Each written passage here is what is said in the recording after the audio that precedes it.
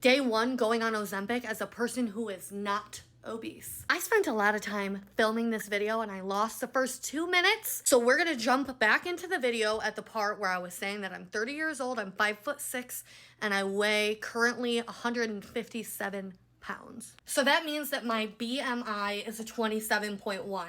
27.1 makes you eligible to go on a medically prescribed GLP-1 if you have comorbidities such as high cholesterol, other kinds of health problems. I do have some of those health problems, but I'm not using those to get me approved for insurance for Wegovy. I am going to just pay for it. Let me walk you through the history here. So you really got to stick with me to hear this whole story if you're going to follow me on this journey. My teenage to young adult years, I was really, really thin. This is what I looked like. I basically had all muscle, no fat. My mom's side of the family, our genetics are really good when it comes to body shape. We have a larger chest, a larger bottom, larger thighs, smaller waist. Regardless of how much weight we gain, we still have that hourglass shape. Here's where another part of my history has to come in. I have a disorder called Stickler syndrome that I was born with. It's a connective tissue disorder.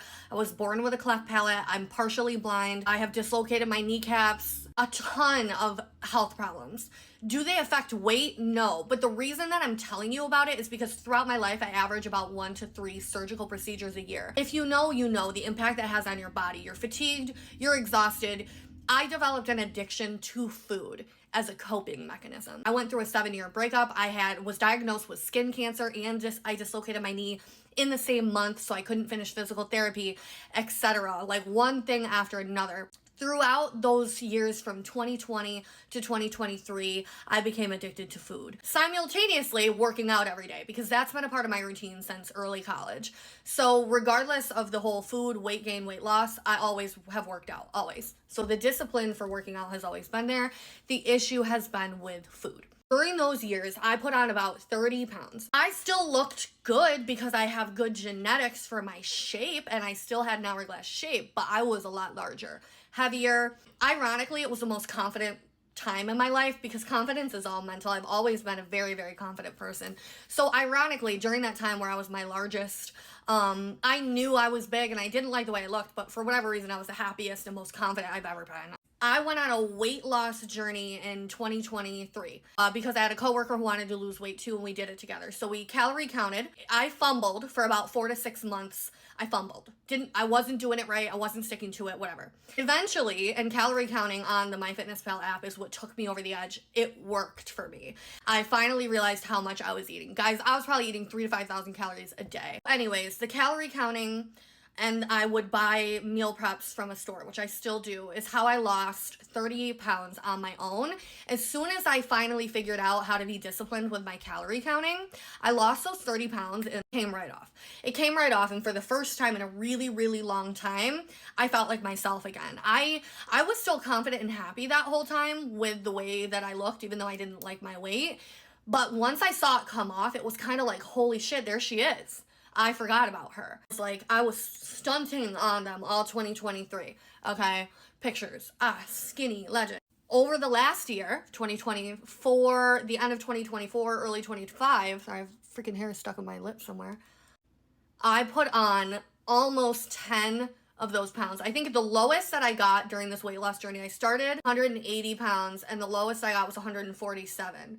And now I'm at 158. So that I started another weight loss journey the last couple months. I've been fumbling again, kind of how I did the first time. I lost a couple pounds and then I went back door dashing again, put them back on, whatever. I never went crazy again though. Like my habits changed ever since I lost those 30 pounds. It's just I loosened up a little bit, which is how I gained 10 back, but it's nowhere near like what it was. So I guess what I'm trying to say by sharing this story is that one, I already have lost 30 pounds through hard work and discipline. I know how to do it, and I want help this time. I don't feel the need to struggle. I don't feel the need to suffer. I'm only going to be this young once. If I can do something that is minimally risky that's going to make my life easier, I'm going to do it. I work a full-time job, very mentally stressful. I am doing TikTok literally full-time on top of a full-time job. I go to the gym almost every single day, and I still deal with very, very severe health problems. This is going to make it easier for me, and I don't feel like I have any reason to feel guilty about that. Basically, my goal of this video is to try to cover every point that a hater or a confused person could comment. I'm trying to cover all of that in the first video to like make it so that we can just go on this journey together without all of that. So that is the history. Please know that I'm going into this with a healthy mindset. I don't think I'm fat. I don't think I look crazy. Let me show you what I look like. Okay, this is what I look like. I'm wearing short shorts. I'm not trying to flash you, but I need to be able to show you. My number one thing that I'm not happy with is how this looks, and like my back, how it just looks insane, like linebackery.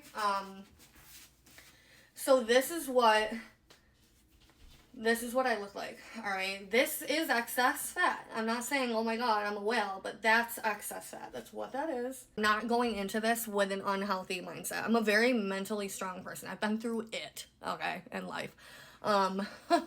So this is not body dysmorphia. This is not something unhealthy. This is an educated, informed decision to use a medication as a tool to help me on my journey that I've already done before, to help make it a little bit easier. I am aware of the potential risks, such as the thyroid tumors, thyroid cancer that has been seen in mice, but it has not been seen in humans. I'm aware of the potential gastro side effects or problems, pancreatitis, etc. The chances and risks are very low, especially for someone who hardly has any weight to lose and will be on this short term. Most people who use a GLP-1 are on it long term.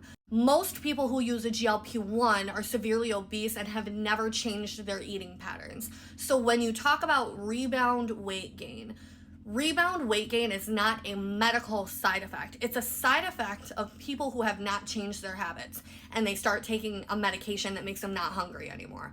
So nothing has changed except being not hungry. I have already changed my habits. Am I completely strict with it? Clearly not, because I gained 10 pounds back. But I have already changed my habits. So when I go off of it, it's not gonna be like starting from square one back in 2023. Muscle loss. So let's talk about my fears, okay? With my connective tissue disorder especially, I'm concerned about muscle loss. Let me also make this clear. Muscle loss is not a direct medical side effect. It is an effect of losing weight too fast, as are many of those gastro side effects and other things. They're an effect of rapid weight loss. People who are heavier and go on a high dose of GLP-1 experience more rapid weight loss than someone in my situation who's going to be on a low dose for a short period of time and doesn't have that much weight to lose. It's not possible for me, really, to lose the amount of weight that would be required to experience some of those negative effects. But we'll see. The problem is with my connective tissue disorder, I can't lift heavy. So I already have a really hard time building up muscle. I am nervous about that.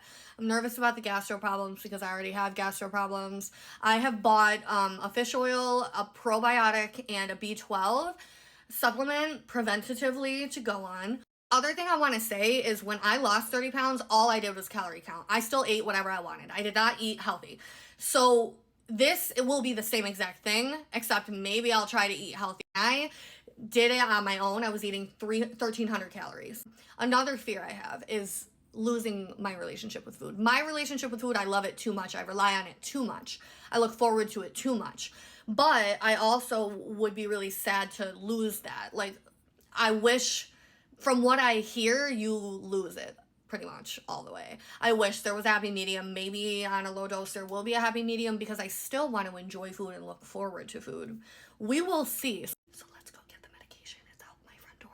So it came shipped in this. I'm assuming it's on ice because it needs to be refrigerated. That comes with 4.25 doses of Wegovy. You're supposed to look at it and make sure it's a clear liquid, which it is, clear liquid. This is fucking terrifying. I'm not scared of needles or anything, but like doing it yourself is a whole other story. And I'm also scared that because I'm not super big that, like, you know how they say don't inject it into the muscle? Well, what if my muscle's right there because I don't have enough fat? So I think I'm gonna let my gut hang and do it like this. Oh, that's scary. So basically, you're gonna take this cap off, it says, look at this window, so I'll face it up towards me. Some yellow bar, it's gonna click, some yellow bar is gonna push, it's gonna click again, and then once the yellow bar is done, you take it out. This is terrifying. And you're supposed to hold pressure, like.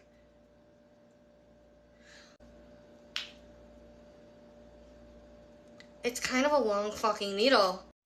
Oh my God, why is it terrifying? Why is it literally terrifying? Holy crap. I need to take a deep breath. My heart is beating so fast. This is why it's just so scary to do it to yourself. I do need, like, I'm not scared of needles when someone else does it.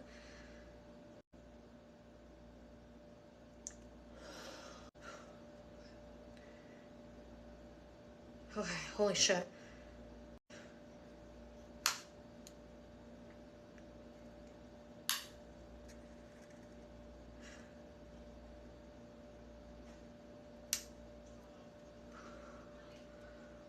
Okay, there's a little drop, so I might have missed a tiny bit of medication.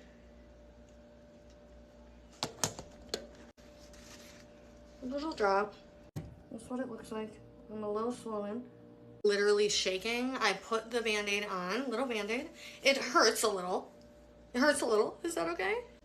You're not supposed to throw these in your regular garbage. I'm gonna hold on to this, and I will probably bring it to work and dispose of it in the sharps container at the nurse's office at my job. So that was scary. I think for a couple reasons. One, injecting yourself with a needle is scary. Two, when I was doing that, it all was dawning on me, like, this is real, this is medicine, this is gonna have an effect on your life. Like, it's just scary in general. It doesn't mean, like, I feel regretful or anything like that. It's just the reality of making a big decision that impacts your health.